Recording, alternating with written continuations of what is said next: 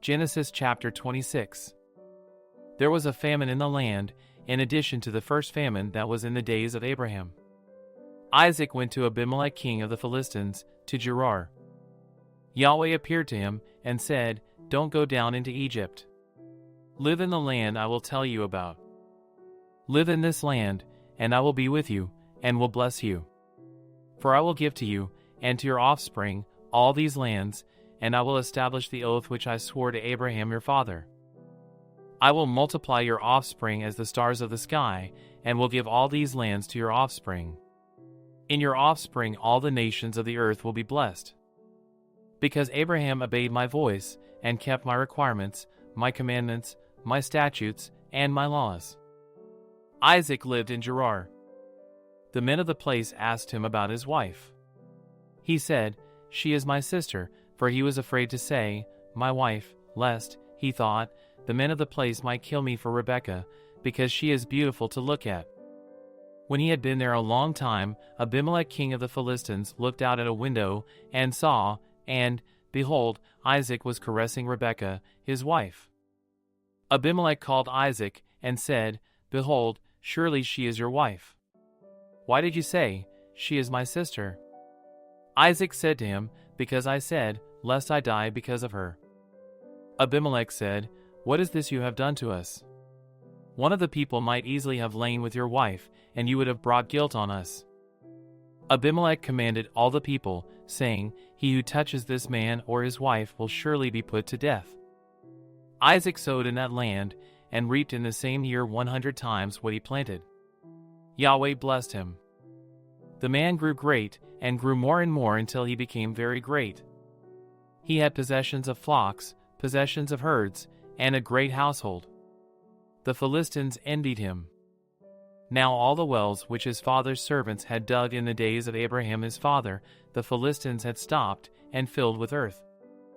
Abimelech said to Isaac, "Go away from us, for you are much mightier than we." Isaac departed from there, and camped in the valley of Gerar, and lived there. Isaac dug again the wells of water, which they had dug in the days of Abraham his father, for the Philistines had stopped them after the death of Abraham. He called their names after the names by which his father had called them.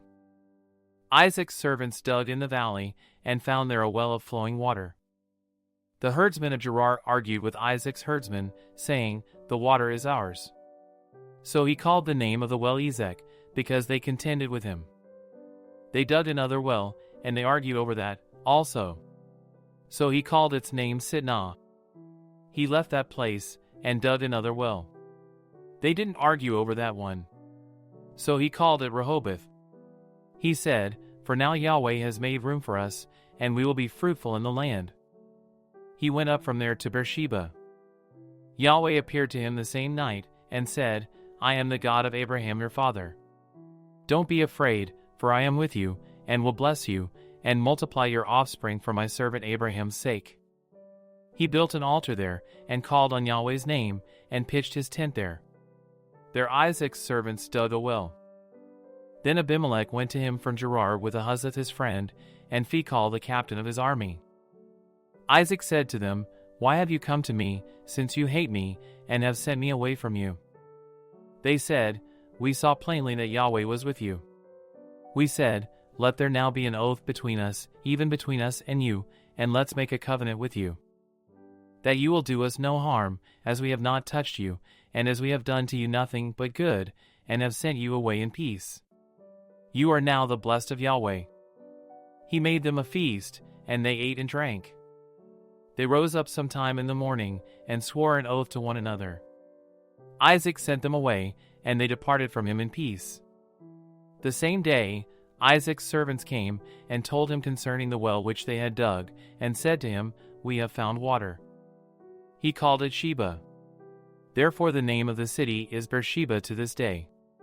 When Esau was 40 years old, he took his wife Judith, the daughter of Beri the Hittite, and Basemath, the daughter of Elon the Hittite.